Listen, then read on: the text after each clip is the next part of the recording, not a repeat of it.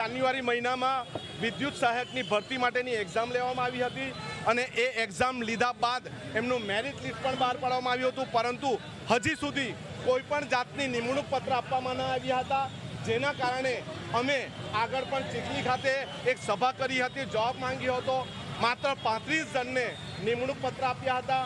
દક્ષિણ ગુજરાતની જે ઓફિસ છે સુરત છે એમાં આજે હલ્લાબોલ કરીને અહીંના અધિકારીઓ પાસે જવાબ માંગવા આવ્યા છે કે હજુ સુધી હજારો વિદ્યાર્થીઓને નિમણૂક પત્ર કેમ આપવામાં આવ્યા નથી।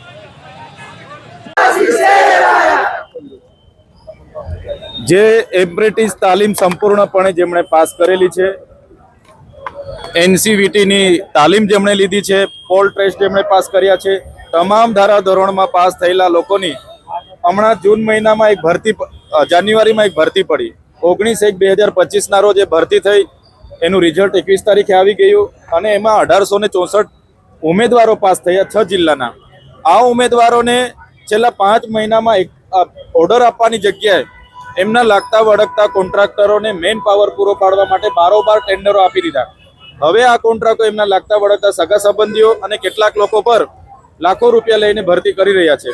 ત્યારે જે લોકો ધારાધોરણમાં આવે છે, જેમણે પાસ કરેલી છે, એવા 1864 લોકોની ભરતી થાય એવી અમારી માંગણી છે। આજે અમે ઉમેદવારો સાથે આવ્યા છે। જો દિન 10માં આ લોકો નિર્ણય નહીં લેશે, દિન 15 પછી 6 જિલ્લાના તમામ લોકોને સાથે રાખીને હજારોની સંખ્યામાં અમે મોટું આંદોલન કરીશું। અમે આજે 6 જિલ્લા જે દક્ષિણ ગુજરાત વીજ કંપનીમાં સમાવેશ થાય છે, 6 જિલ્લામાં અમે આવ્યા છે। ત્યારે અમારી સાથે કોંગ્રેસના આ વિસ્તારના સિનિયર ધારાસભ્ય અનંતભાઈ પટેલ પણ અમારી સાથે છે। ત્યારે અમારી અનંતભાઈ સાથે હર હંમેશ જ્યાં પણ અન્યાય થાય છે અમે સાથે હોઈએ છીએ। એના ભાગરૂપે જ આજે પણ અમે સાથે છે અને એના યુવાનોને જ્યાં સુધી ન્યાય નહીં મળે ત્યાં સુધી અનંતભાઈની સાથે રહીને અમારી લડત ચાલુ રહેશે।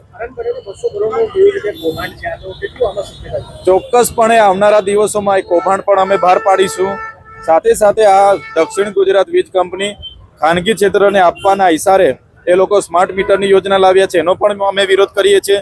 વિજિલન્સની ટીમ ગામડાઓમાં આવીને ખેડૂતો અને કાચા ઘરોમાં જે રેડ પાડે છે એનો પણ અમે વિરોધ કરીએ છીએ।